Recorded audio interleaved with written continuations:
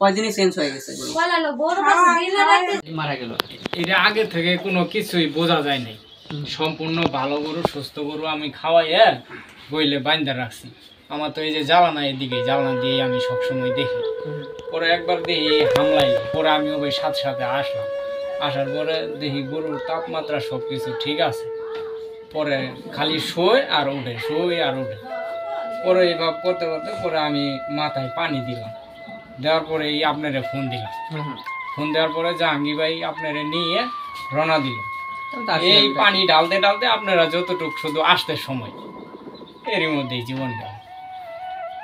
আপনারা আমার বাড়ি থেকে তো পরে আসছেনি, অল্প একটু, এর মধ্যে জীবন গেল। পরে রেজ্জাক ভাই আসছিল, আমি আসছিলাম, বাড়ির মানুষ সবাই আসছিল, আয়া পরে দেখি শুনি গেল।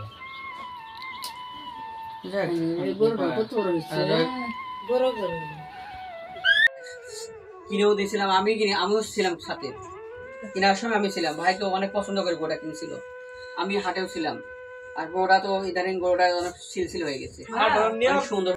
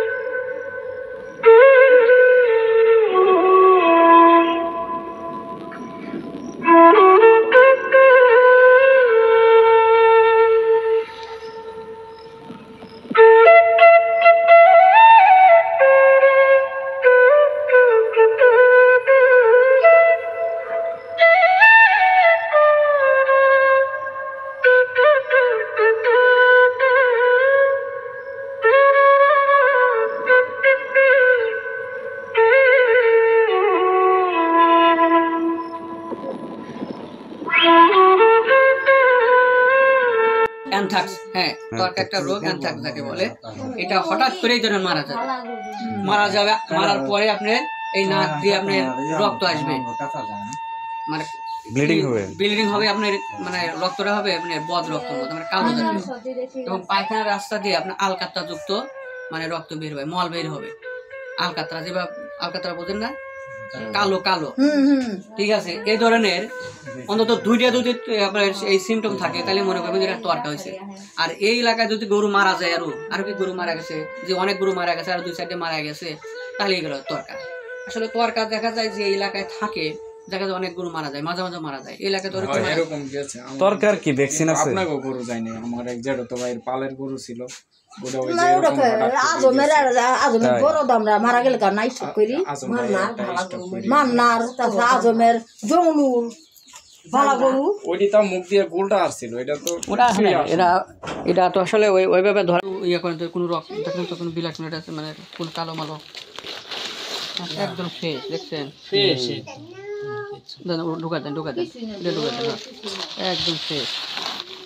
আমরা যে আশঙ্কা করতেছিলাম, বুঝছেন, যে তোয়ারকা হলে লাগ দিয়ে আপনি রক্ত আসবে, পায়খানা দিয়ে আলকাতা করতে আসবে। কি ধরনের রোগ হতে পারে তাহলে? এখন এই যে আসলে ধরতে পারে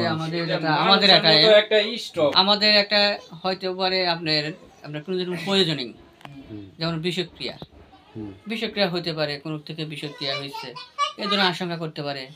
এখন এরকম করে মরতে পারে দুইটা কারণ। একটা হলো তোয়ারকার লক্ষণ, তো আপনি বলে দিলাম যে আসলে তোয়ারকার লক্ষণ হচ্ছে লাগ মুখ দিয়ে রক্ত বের হবে, তারপরে আপনার পায়খানা দিয়ে আলকাত্তার মতো রক্ত বের হবে, এরকম আমাদের সিমটম আছে। কিন্তু গরু ফ্রেশ, একটাও তো আসলে এই লক্ষণগুলো নাই।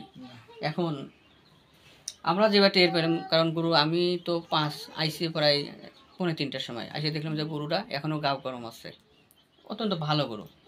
এখন হয়তো অনেক সময় মরতে পারে, এটা প্রয়োজনীয়, মানে বিষক্রিয়া, কোনো খাদ্যর বিষক্রিয়া। বিষক্রিয়া যদি হয় তাহলে উপসর্গ কি কি ধরনের থাকতে পারে? বিষক্রিয়া যেমন হলে মুখ দিয়ে লালা পড়া, তাই হ্যাঁ না? লালা এরকম আসবে, কিছু তো হ্যাঁ নাই। লালা আসবে, কিছুই তারপরে নাই, মনে করেন যদি ফুড পয়জন হয় তাহলে হয়তোবা পেট অনেক ফুলে যাবে, ফুলে কিন্তু যাবে, সেটাও না। এটাও না।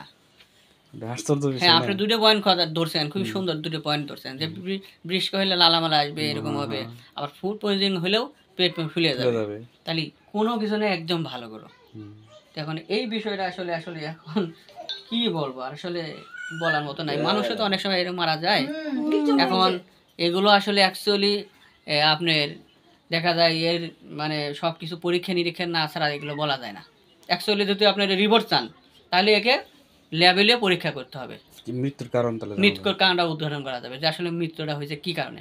যে মানুষের পোস্টমর্টম মানুষ করে না তো এটা, এটা ওইরকম একটা পরীক্ষা পশু করতে তো হবে। মারা গেছে। কিন্তু মানুষের যে সহজ, গরুর অতটা সহজ না, কারণ আমাদের কি ওইভাবে আছে মানুষের ঘর, মানে দেখা যায় বাজারে থানায় থানায় মোড়ে মোড়ে আপনার বিশাল বিশাল ল্যাব আছে, কিন্তু এখানে তো এগুলো নাই।